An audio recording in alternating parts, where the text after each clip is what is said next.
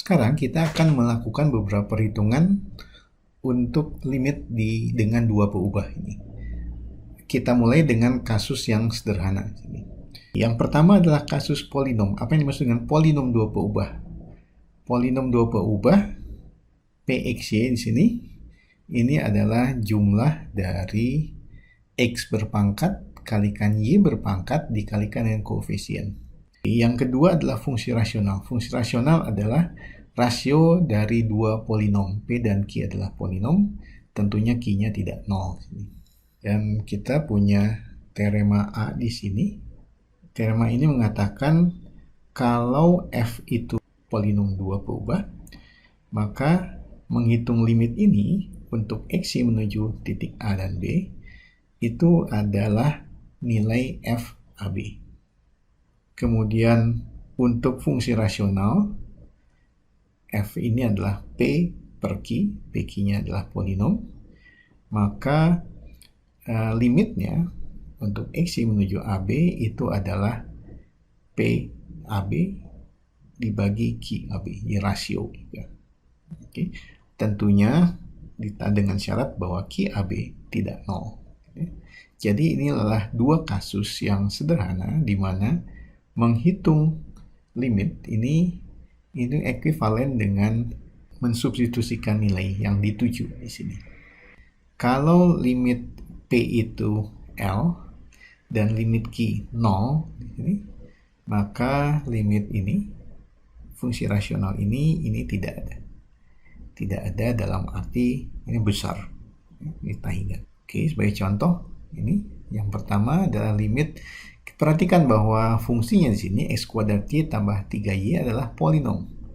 Jadi menurut teorema A, limitnya adalah ya sama dengan mensubstitusikan x1 dan y2 ke dalam ini. Oke, didapat nilai 8. Ini limit fungsi rasional. Jadi yang atas polinom, penyebutnya juga polinom. Oke, kita lihat di sini. Ini adalah kasus di mana pembilangnya ini menuju 1, sedangkan yang bawah ini menuju 0. Oke, jadi sesuai teorema A juga, ini adalah kasus yang terakhir di sini. Jadi limitnya tidak ada. Bagaimana kita menghitung limit yang lebih rumit, lebih lanjut. Oke, ada beberapa alat yang digunakan untuk penyederhanaan. Ini serupa dengan limit untuk satu peubah sebetulnya. Yang pertama, faktorisasi kemudian coret yang faktor yang sama. Sebisa mungkin itu kita lakukan. Atau ada bentuk khusus limit satu ubah. Jadi kalau kita bisa mengubah fungsi dua variabel ini menjadi satu peubah dengan satu substitusi tertentu, kita bisa menggunakan bentuk-bentuk khusus di sini. Bagi Anda yang sudah belajar sini substitusi polar di sini, ini untuk masalah limit x menuju 00 di sini khusus. Ada peringatan di sini bahwa tidak ada versi aturan L'Hopital untuk fungsi dua peubah.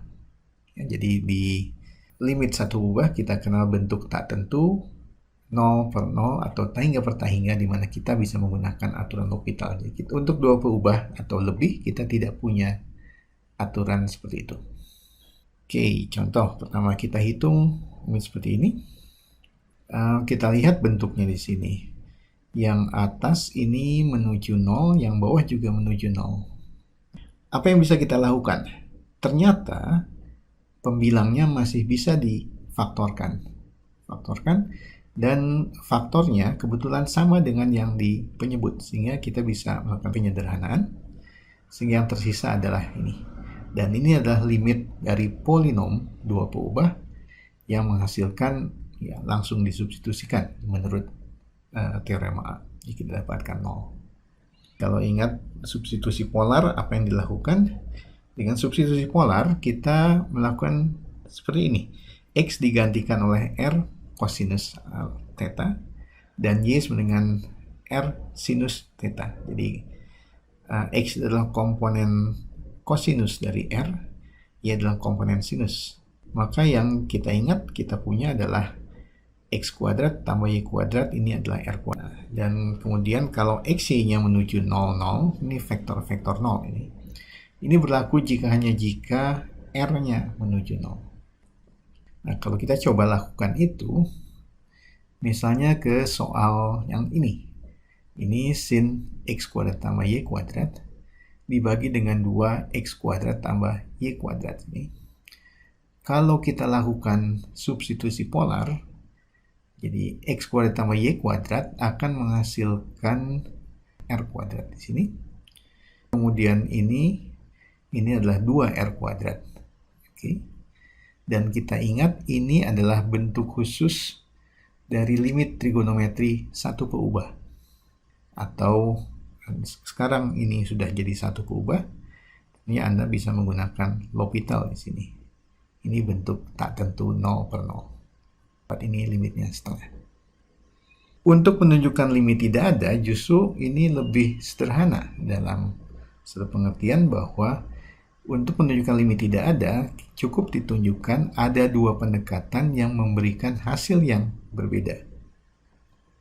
Seperti yang contoh pertama tadi, yang ada geometrinya, bahwa pendekatan melalui sumbu X, pendekatan melalui sumbu Y menghasilkan nilai yang berbeda. Atau kalau kita gunakan substitusi polar, bahwa bisa ditunjukkan bahwa nilai limitnya nanti masih tergantung dari theta. Jadi theta itu arah pendekatan, jadi tergantung dari arah pendekatan. Kita lihat limit ini. Okay. Kalau kita substitusikan polar, di X kali Y ini adalah R cos kali R sin, jadi R kuadrat sin cos. Ya. Ini R kuadratnya kita hilang coret, faktorkan. Ya. Jadi yang tersisa adalah cos theta sin theta. Oke. Jadi limit ini tergantung dari theta-nya. Jadi arah pendekatan setengah sin 2 theta. Oke. Karena hasilnya tergantung pada pendekatan, artinya limit ini tidak ada. Oke, ini juga menunjukkan limit tidak ada. Bisa kita lakukan, ambil Y dengan KX di sini. Coba variasikan di sini. Substitusikan Y sama KX. Nah, jadi ini bisa dilihat, ambil saja dua nilai K yang berbeda. Jadi ini juga menunjukkan bahwa limit tidak ada. Bisa dilakukan dengan substitusi polar yang menunjukkan bahwa hasilnya tergantung dari theta. Oke, kita sampai sini. Anda bisa coba mengerjakan soal-soal berikut sebagai diagnostik.